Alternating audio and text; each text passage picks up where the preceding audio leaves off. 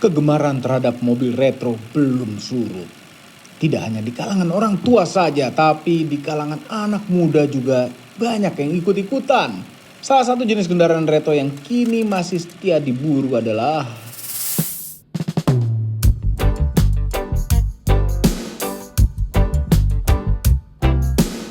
Toyota Corolla KE70 atau di Indonesia lebih terkenal dengan nama Toyota Corolla DX.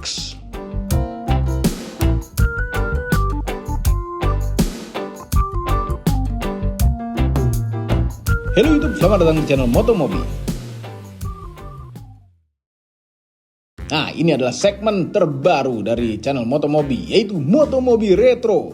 Melalui segmen ini kami akan mengulas mobil-mobil yang pernah ngetop zaman dulu, termasuk impresi dari penggunanya saat ini.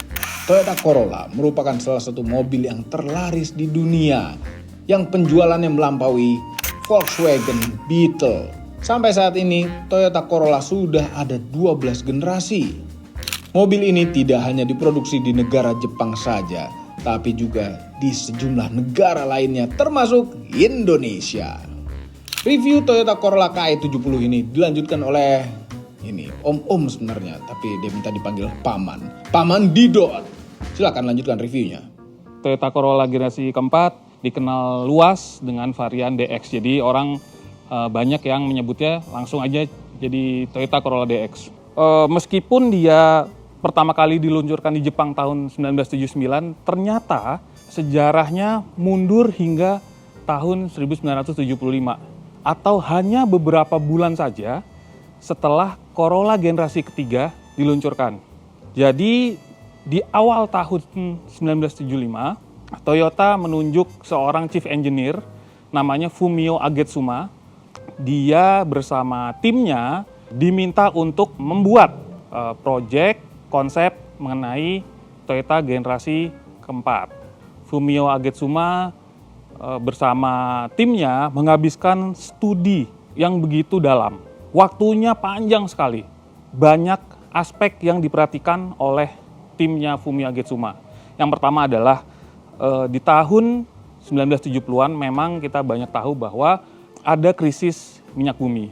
Jadi Toyota merasa perlu ada produk yang mobilnya efisien, durability-nya bagus atau handal dipakai di banyak medan gitu ya. Maksudnya di cuaca dingin dia oke, di panas dia nggak ada masalah, materialnya juga pakai yang bagus.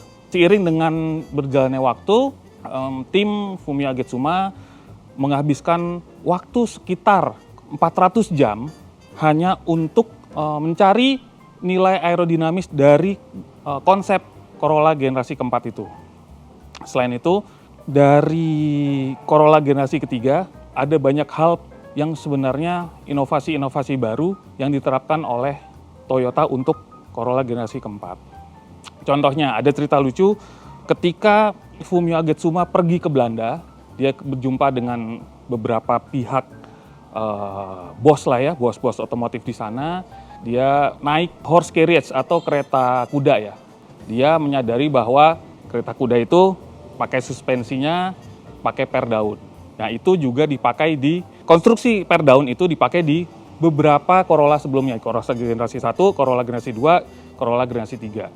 Nah dia langsung memutuskan bahwa Corolla generasi keempat tidak ada menggunakan suspensi per daun. Jadi langsung pakai per keong. Karena pakai per keong, jadi dia bersama timnya merancang bahwa suspensi belakangnya harus 4-link, coil spring, dan pakai lateral rod.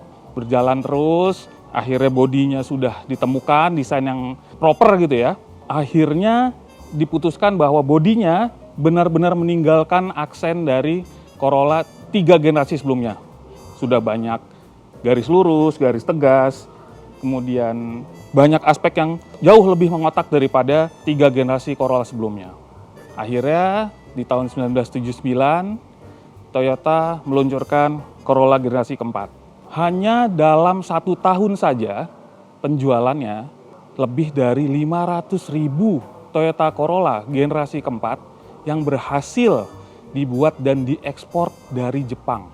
Luar biasa respons masyarakat global Pasar juga menerima Toyota Corolla sebagai pilihan mobil keluarga yang terpercaya. Karena mereka percaya bahwa 3 generasi Corolla sebelumnya memang sudah handal. Jadi ketika diluncurkan Corolla generasi keempat, mereka melihat improvementnya luar biasa. Semuanya totally baru.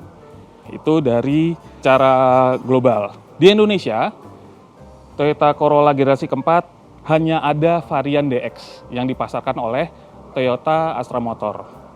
Dari tahun 1980, 81, 82, 83, terakhir 83 seperti yang ada di sini. Setiap tahun ada ciri khas tertentu. Misalnya kalau yang lansiran tahun 1980, lampu depannya bulat 4. Bempernya besi.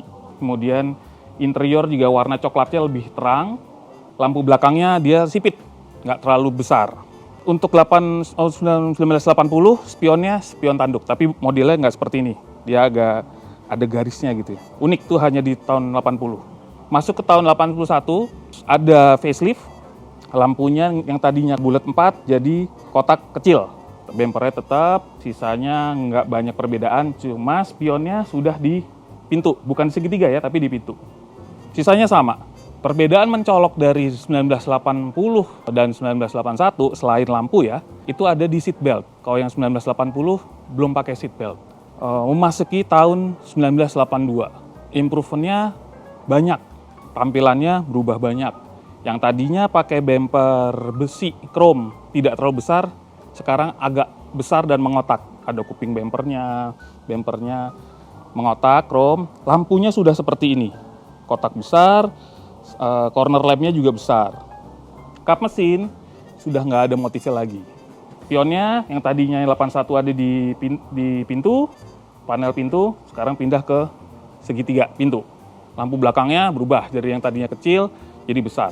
Interiornya warnanya beda. 82 yang buat versi 82 coklat tua. Kemudian ada RPM, mulai ada fitur RPM. Nah yang terakhir, yang tahun 1983 seperti ini adalah puncaknya Corolla DX di Indonesia. Banyak yang menyebutnya sebagai Corolla DX Plus. Kenapa Plus? Bempernya karet, 1. 2, fitur lainnya adalah dia ada tuas pembuka tutup bensin dan bagasi dari dalam, itu 83. Oh ya, peralihan dari 82 ke 83, jadi mungkin akhir 82 lah, menuju 83, scene hanya ada improvement sedikit. Itu ada satu komponen yang dioptimalkan, nanti kita lihat. Bumper karet ini menyesuaikan dengan spek Amerika sebenarnya, tapi memang menjadikan Corolla DX ini menjadi lebih atraktif. Bentuknya juga simetris, nyambung lah sama bentuk bodinya yang banyak sudut. Nggak sedikit juga yang punya Corolla DX 80, 81, ataupun 82 yang pakai bumper karet juga. Tapi memang keren banget sih. Bumper karet itu mendongkrak penampilan banget. Kita lihat ke belakang. Seperti tadi yang saya bilang, bahwa perubahan penampilan Corolla DX dari tahun 80, 81, 82, 83 ialah kelihatan juga di lampu belakang. Untuk yang tahun 80, 81, dia lampunya lebih sipit. Lampu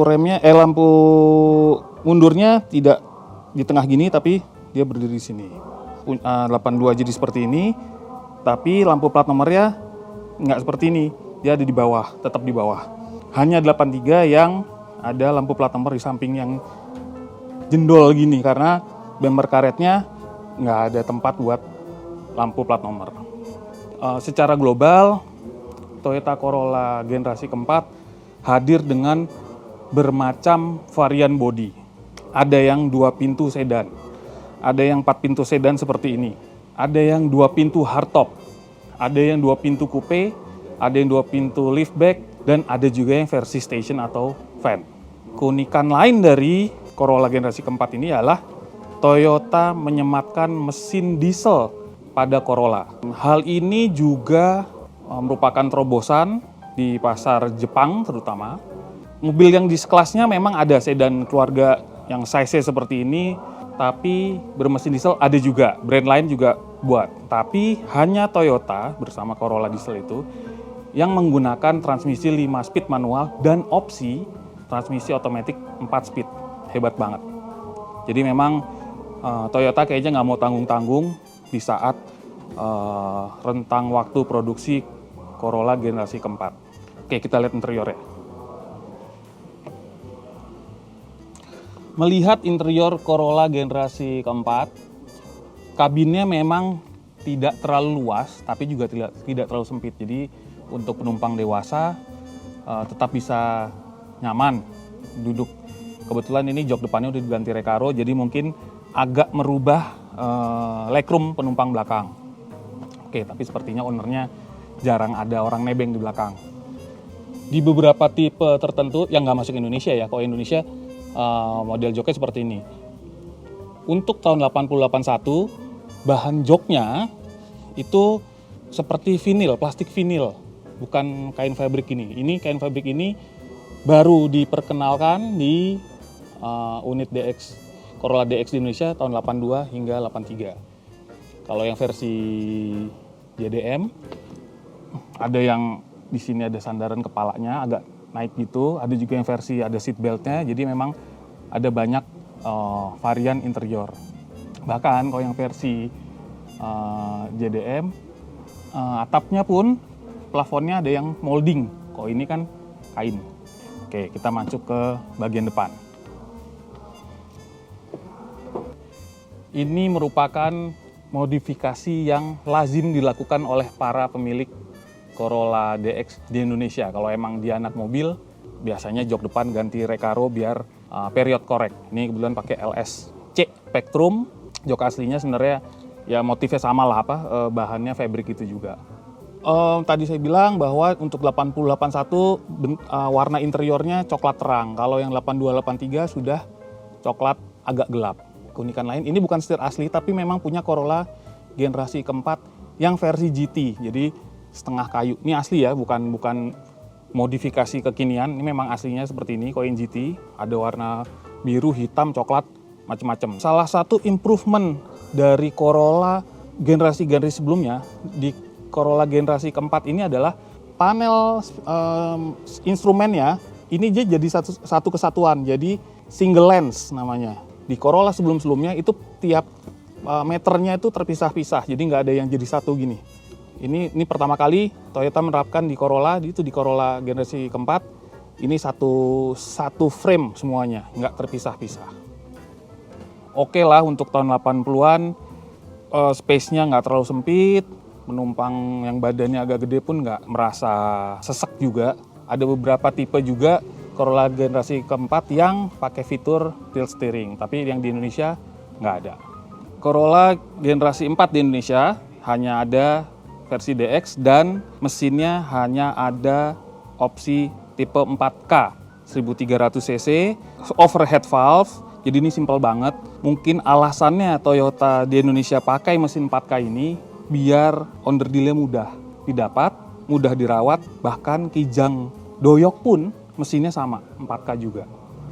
Mesin ini simple, irit ya. Banyak orang-orang yang ke bengkel biasa aja, nggak perlu ke bengkel spesialis, itu bisa ngerawat ini. Karena basicnya kalau bisa montir itu bisa merawat Toyota Kijang, pasti bisa merawat mesin Corolla DX ini. Beberapa improvement biasanya dilakukan oleh pemilik Corolla DX di Indonesia. Biasanya pengapian, jadi pakai CDI. Tadinya Platina, pakai CDI, biar gampang starter. Kemudian rem di-upgrade pakai mobil lain atau pakai Toyota yang lebih modern. Jadi pengeremannya jauh lebih baik. Pada mobil ini, improvement yang digunakan adalah mengganti filter asli, pakai open filter, pakai booster rem dan master rem punya mobil yang jauh lebih modern. Pengapiannya juga udah transistorized. Oh, kemudian cooling system, pakai yang lebih modern, ini pakai Kijang nih. Lebih besar, kemudian lebih mudah didapat. AC juga kompresor biasanya pakai yang jauh lebih modern, jadi lebih mudah lah dirawatnya. Untuk gearboxnya adalah 4 speed, tipenya K40. Di Indonesia hanya semuanya pakai manual 4 speed, nggak ada versi matic. Itu aja sih, nggak ada yang terlalu spesial. Tapi karena memang tidak terlalu spesial, teknologinya juga minim, akhirnya Corolla DX mudah dirawat. Itu yang menjadi salah satu banyak orang di Indonesia suka dengan Corolla DX. Mesin standar udah mumpuni, tapi kalau dia mau upgrade performance-nya, biasanya pakai mesin 5K punya kijang super, atau bahkan pakai mesin 7K punya kijang kapsul, injection juga bisa. Itu nggak ngerubah mounting banyak lah, nggak saya rasa malah nggak ngerubah mounting lah, kecuali pakai mesin yang 4AG atau pakai 2TG itu pasti ngerubah mounting. Tapi kalau yang tetap mesin K-series itu nggak ngerubah sama sekali. Anda tentu ingin tahu kan impresi dari pemilik mobil ini. Dia sudah lama pakai ini, dia udah melakukan beberapa restorasi atau penyempurnaan dari mobil ini. Tentu kita semua pengen tahu kan impresi dari pemiliknya langsung. Yuk kita lihat bersama. Halo semua, saya Raka Dwi Prakasa, saya seorang mahasiswa di kampus swasta di daerah Kuningan, Jakarta Selatan. Saya memakai Corolla DX ini udah dari tahun 2014. Kebetulan awalnya dari ayah saya yang membelikan pertama kali itu untuk abang saya. Lalu singkat cerita dipakai sampai kira-kira tahun 2018-2019. Lalu abang saya ini mempunyai DX lagi. Nah, ini sempat diam dulu di garasi, lalu kok menarik ya main mobil tua, lalu saya coba mainkan. Jadi kenapa saya memilih si Corolla DX ini untuk kendaraan harian saya sehari-hari, karena di jalan itu jarang orang ada yang pakai Corolla DX ini. Jadi setiap saya pergi atau kemanapun ada aja yang selalu kasih jempol gitu. Itu menurut saya sih suatu kebanggaan aja ya bisa memiliki si Corolla DX ini. Waktu itu pas bokap ambil si DX ini, kondisinya itu belum seperti ini sih. Kondisinya masih bahan dan warna putihnya itu pas dapet mungkin kayak broken white. Nah, habis itu singkat cerita, setahun habis dibeli itu dipakai sebentar, langsung dicat. Kita ini dulu matoknya itu seperti mau ala-ala GT look lah. Jadi warna putih itu kita pakai super white. Habis itu mungkin waktu itu dananya kurang memadai, jadi kita pakai spion versi Sprinter karena yang GT itu harganya sudah lumayan mahal dan dia elektrik. Selama saya pakai ini paling waktu itu pernah ada kejadian. Jadi saya dari rumah emang si jarum bensin itu masih setengah waktu itu. Saya inget banget masih setengah. Saya pakai terus kok tiba-tiba mati mobilnya. Saya pikir kan apa bensin habis, tapi di jarumnya itu masih setengah gitu. Pas saya buka kap mesin nggak ada apa-apa sih sebenarnya, nggak ada rembes atau apa-apa. Terus saya telepon mekanik biasa, kenapa mati, ternyata itu jarumnya ngaco, jadi emang bensinnya habis. Jadi itu sih paling pas selama saya pakai kejadian seperti itu sih yang udah saya alami. Sebenarnya sih kalau menurut saya ya dua-duanya sih menantang sih. Dua-duanya menantang. Di saat ini juga aksesorisnya juga udah lumayan mahal ya. Dan dengan budget mahasiswa seperti saya ini agak pelan-pelan lah untuk mendandani si Corolla DX ini. Tapi sesekali pernah saya misalkan lagi nongkrong di mana parkir, ada bapak-bapak mobilnya bagus mas gitu. Berapa mau dijual atau enggak gitu. Itu juga menjadi bahan pikiran sih ya. Misalkan harga cocok ya mungkin bisa dipikirkan ya. Setelah kita mengetahui sejarah singkat dari Corolla generasi keempat, baik dari Jepangnya langsung, saat diciptakan, saat menjadi konsep, kemudian akhirnya dipasarkan di Indonesia, sejumlah perbedaannya, sejumlah ciri khasnya juga, tentu mungkin aja Anda jadi tertarik ingin punya Corolla DX ini. Belum terlambat, tapi memang Anda harus hati-hati. Karena dari hari ke hari hingga sekarang nilai Toyota Corolla DX semakin meningkat. Karena jumlahnya makin lama makin sedikit karena memang faktor usia. Yang bisa dipakai hingga saat ini memang yang benar-benar antusias. Dia bisa ngerawat, dia menjaga orisinalitas, menjaga komponen-komponen aslinya sehingga dia bisa pakai sampai sekarang. Harganya juga udah mulai agak ngeri, apalagi yang full orisinil atau yang restore itu jangan kaget kalau Anda bisa menemukannya ada yang buka harga mungkin 3 digit juta. Itu Padahal versi DX biasa, belum bicara yang versi yang GT atau yang 2 pintu atau yang station wagon, itu udah jauh lebih mahal daripada versi DX sedan 4 pintu ini. Oke, jika Anda berminat untuk meminang Toyota Corolla DX, silahkan hunting. Belum terlalu terlambat. Faktor nostalgia membuat Toyota Corolla DX tidak kehilangan penggemar di tanah air. Karena mobil ini merupakan mobil 80-an yang cukup ikonik di zamannya. Mereka yang pernah hidup di era 80-an, khususnya yang melewati masa mudanya di era tersebut, tidak mungkin tidak kenal dengan Toyota Corolla DX. Ada yang pernah bermimpi ingin memiliki di masa lalu, ada yang pernah nebeng mobil tersebut. Entah milik teman atau milik pacarnya. Kemudian ada juga yang pernah memilikinya atau punya orang tuanya. Sehingga Corolla DX seringkali menyimpan cerita indah di masa lalu. Termasuk kami sebenarnya. Semua ini adalah opini pribadi saya dan paman-paman itu. Kami tidak dibayar oleh siapapun dan apapun yang terlihat pada video ini. Jangan lupa tekan tombol jempol ke atas dan subscribe channel Motomobi, Omobi, dan Mesmobi apabila belum berikut dengan tombol loncengnya. Share video ini ke seluruh dunia melalui sosial media Anda dan jangan lupa follow sosial media kami semua termasuk Instagram. Cek juga website baru kami motomobinews.id untuk berita otomotif terbaru. Terima kasih telah menonton.